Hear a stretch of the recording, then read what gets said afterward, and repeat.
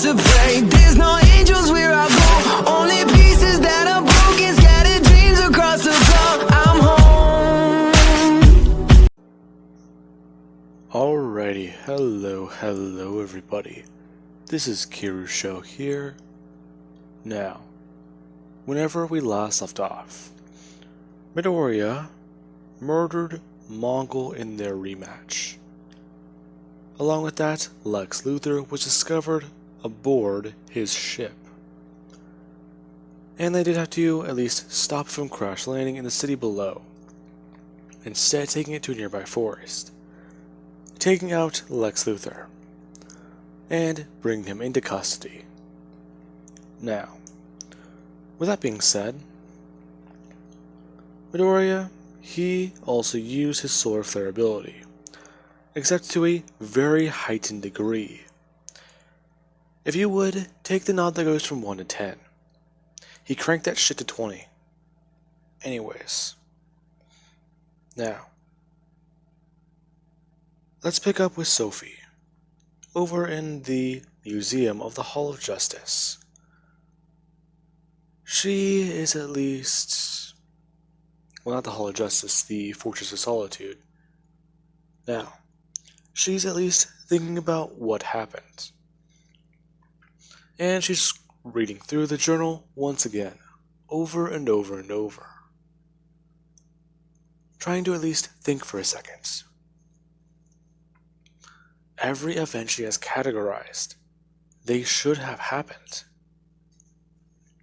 The events today go almost exactly like how they went in her journal, except her dad was not infected. Then, what does this mean?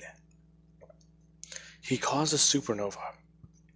Did destroying Mongol at the atomic level save him from getting infected?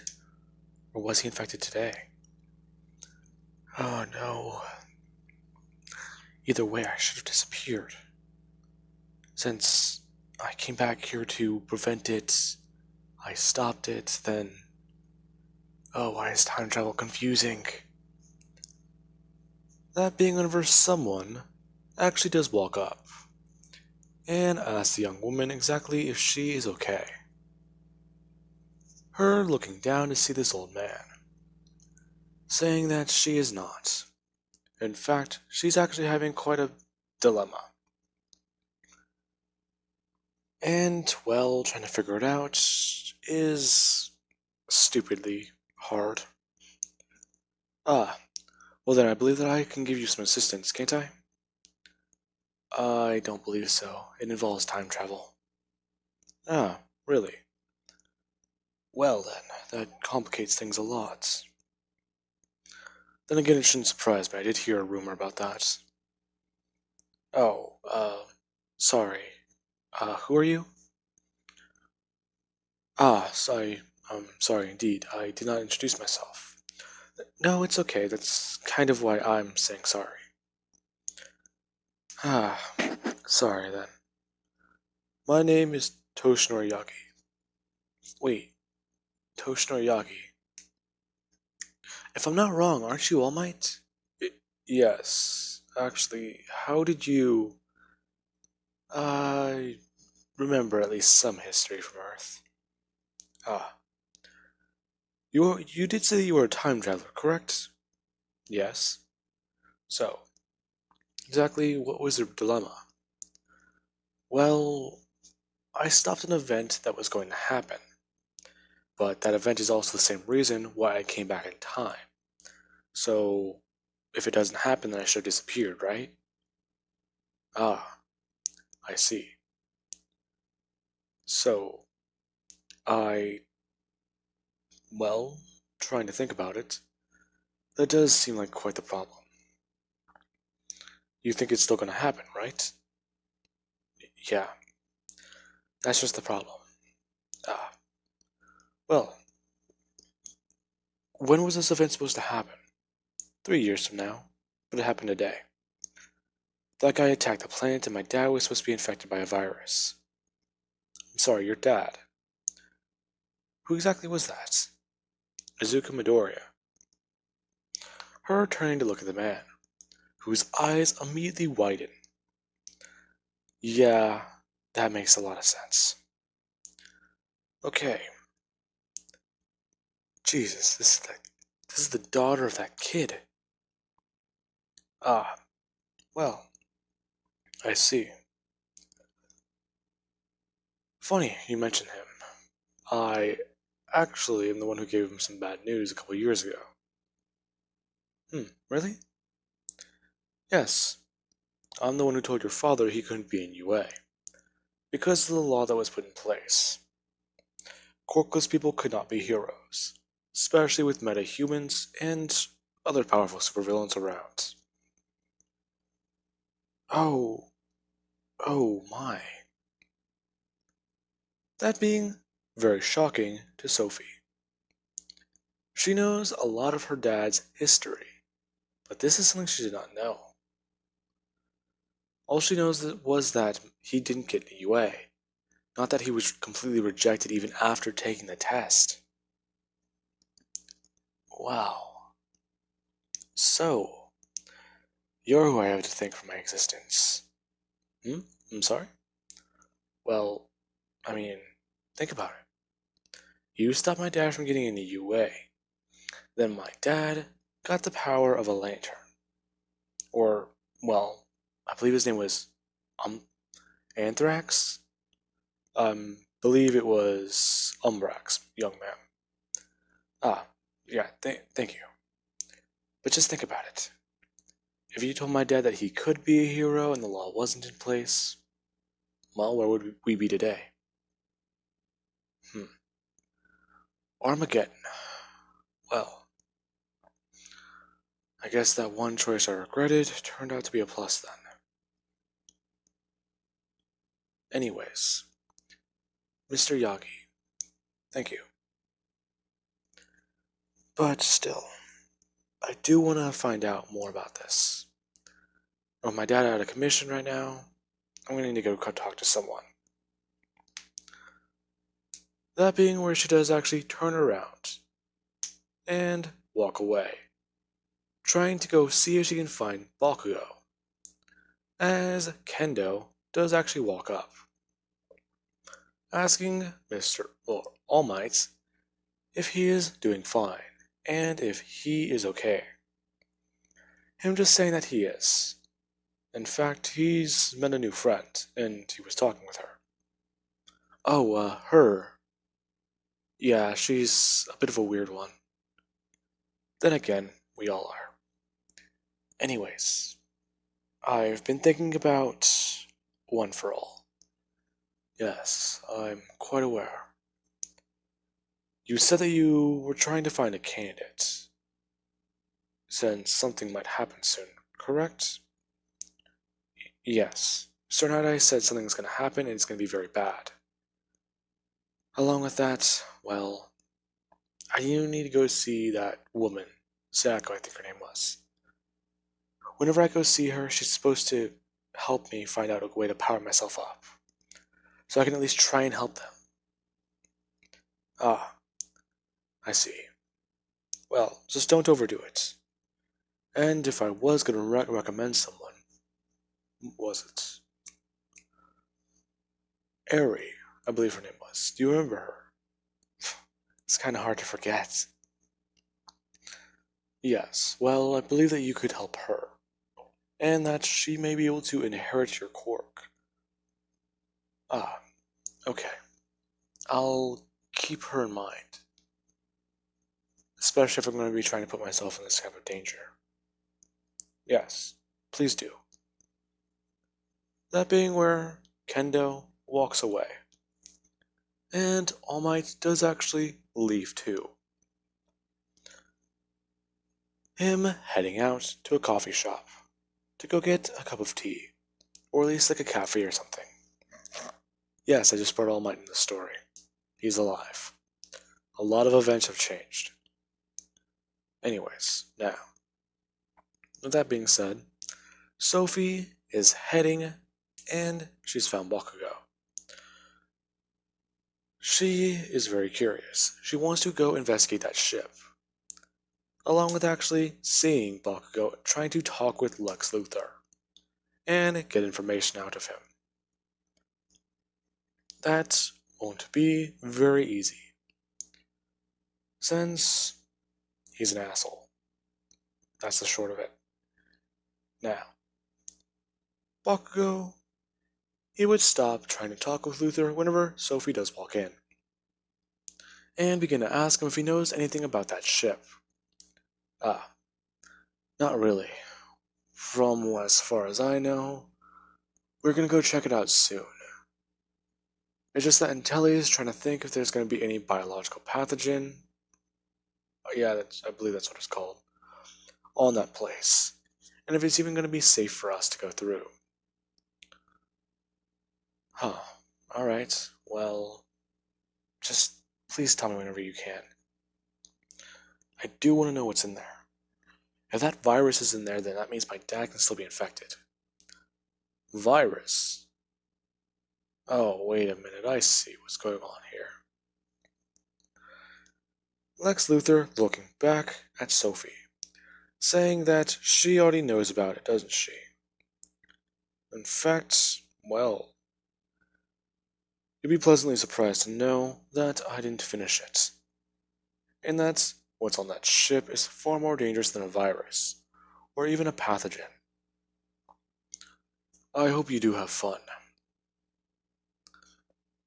Now, that would be where Bakugo doesn't believe Luther, telling him to shut up, before clicking a button and turning the cell soundproof. Luther continuing to speak, as he does actually just walk away, saying that Luther is a known liar, and not to trust him. Besides, we do have a friend coming by to actually look in his head. Magan, or Miss Martian as you probably know her. Now, with that being said, for those of you who are curious to what's going on with Miss Martian and Superboy, along with John, the son of Superman, John's been kind of busy, trying to help out around Metropolis. And the reason why he was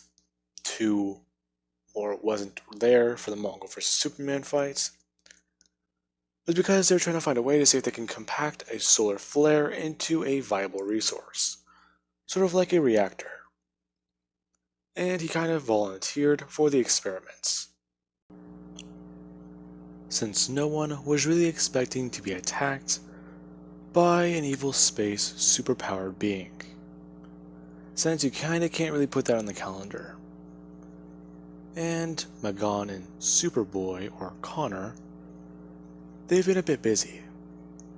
They've been trying to raise their first child, along with Magan actually kind of been occupied with the second baby. Yes, they have children. And they're at least a very rare breed. Technically, half Martian, 1/4 human, and 1/4 Kryptonian. And Connor wasn't really sure if he should interfere, since these were heavy hitters. He could have tried going in to help them, but after seeing Shazam get knocked away, he sort of just thought against it. Especially since, even then, he would have been killed easily. That guy was not holding back. If he caused Midori to sundip, then that means things were very serious. And he would have been killed in less than a second. Now, with that being said, more time would pass, roughly about an hour to 2 hours.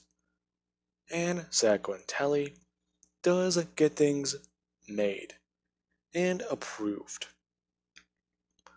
as she created hazmat suits specially designed for people. She gave one to Bakugo, Sophie,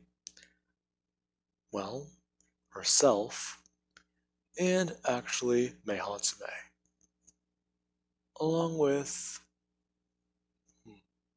I don't believe I missed anyone. Kirishima, there we go. I did miss someone. Anyways, Now, after passing out these suits, they would all make their way over to the ship and begin to inspect it. Sayako immediately beginning to scan the area for biological contaminants, anything that can be considered a virus, or lethal to them, a Kryptonian or a human. Now, after making their way through, Baku would at least comment on something. He doesn't think this place is very stable. In fact, it looks pretty bad. And it might collapse pretty soon, right? Now, that would be whenever they do at least begin to make their way through it. Parts of the ship falling, but nothing they can't handle, since they're basically making sure that they can at least get some data and look around. The ship does actually have a few divisions of information. Sayako beginning to get information from the direct cockpit, seeing the massive hole in both sides of the ship, and understanding why this place immediately had to go down, since Midoriya did damage the piloting systems, meaning that Lex Luthor was on a crash course to his death, and they practically saved his ass.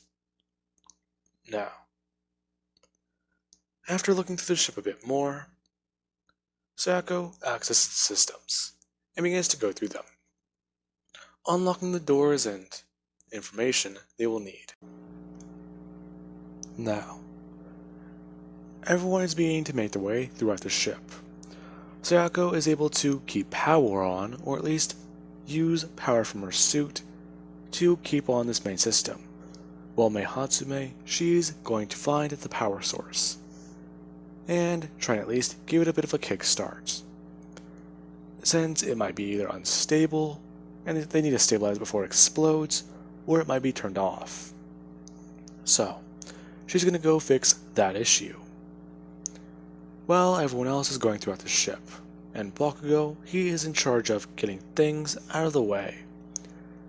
The ship is fairly huge, and he's going to be in charge of moving things out of the way and repairing areas that may need repairs.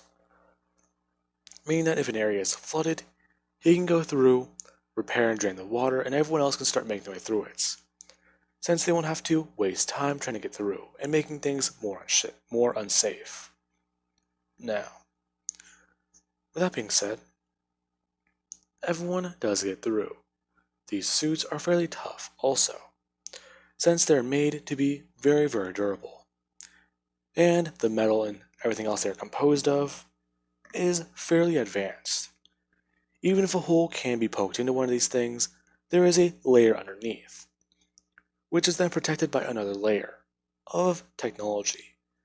As soon as the hole gets patched up overhead by the metal, the layer underneath it will immediately sanitize itself, sparking and lighting on fire to kill the bacteria or whatever infects this disease or anything got inside your suit. Meaning that these are basically like decontamination chambers. Now, with that being said, they find no signs of a bacteria or a virus, which is fairly odd. Until Sophie does actually begin to look through the scientific division.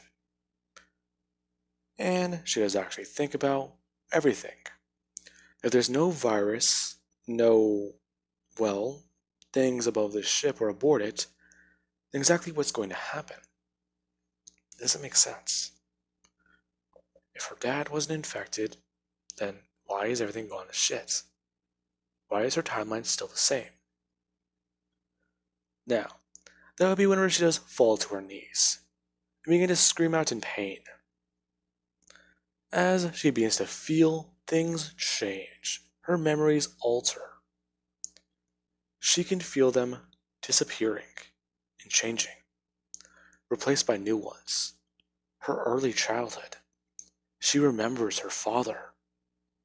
She can see his face. She can see everything. He's perfectly fine. He's perfectly normal. Up until the day he fought Darkseid. Was that when he got infected? No, it can't be. Wait. What is this? Now, this is where she does see a weird memory. But while she is looking at that, let's cut over to Sayako. She is currently going through the ship's flight recorder. Apparently, on this ship, there were roughly 4 people on board, for less than a total of 5 seconds. And after that, only 2 people were reported on board the ship. Then 1 person. That 1 person is still on board. Their life signs are still being shown on the board. So, they have an intruder.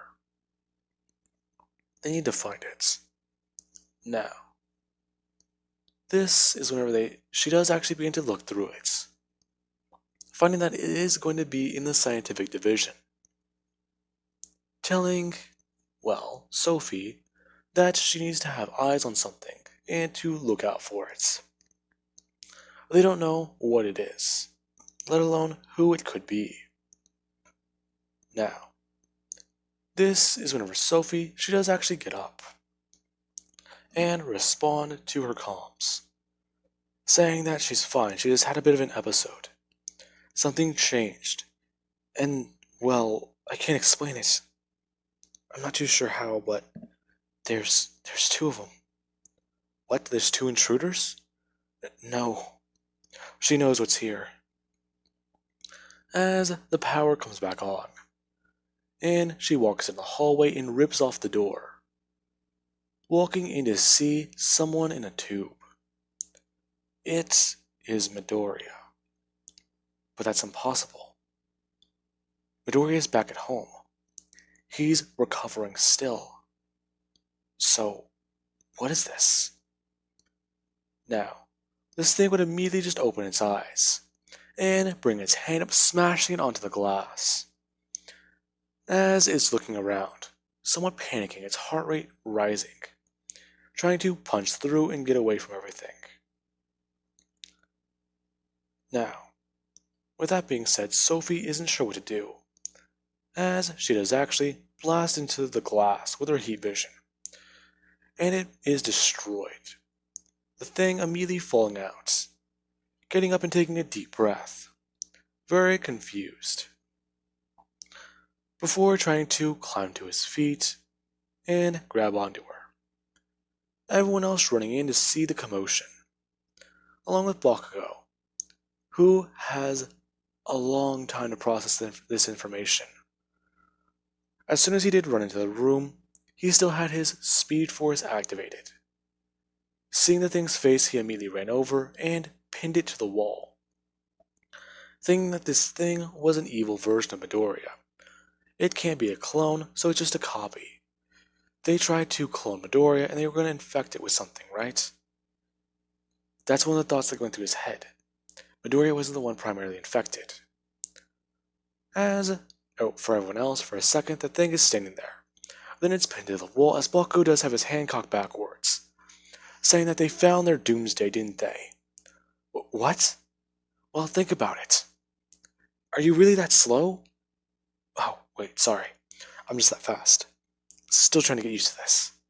Think about it. If Midoriya wasn't infected, and your timeline hasn't changed yet, then... Oh god.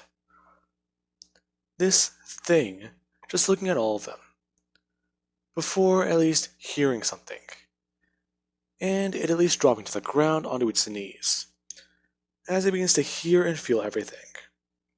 It's hearing everyone in the city, it's hearing everyone on the planet, and it's scared, along with the fact that its X-ray vision is acting up, before it does begin to shoot off heat vision, as hard as it can.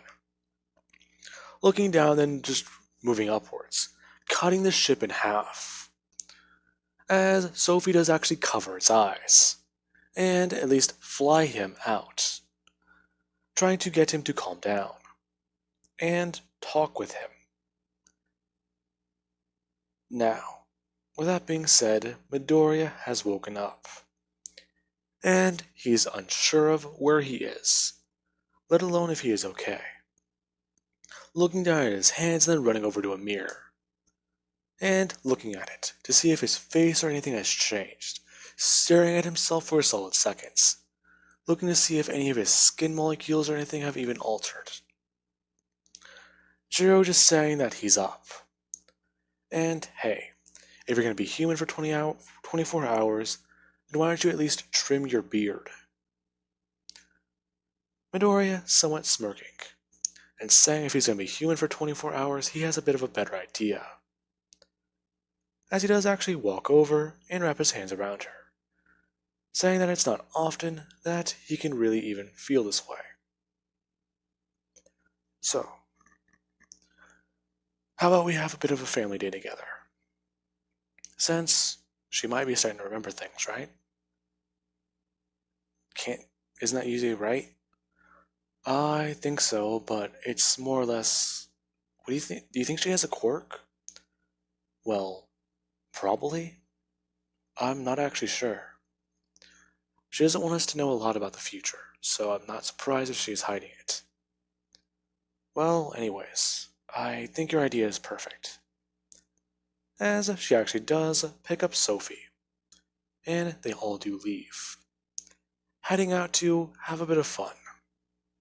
Now, with that being said, I do hope you guys enjoyed, and have an amazing night. And yes, there's a twist. Anyway, guys, I do hope you enjoyed, and have an amazing night.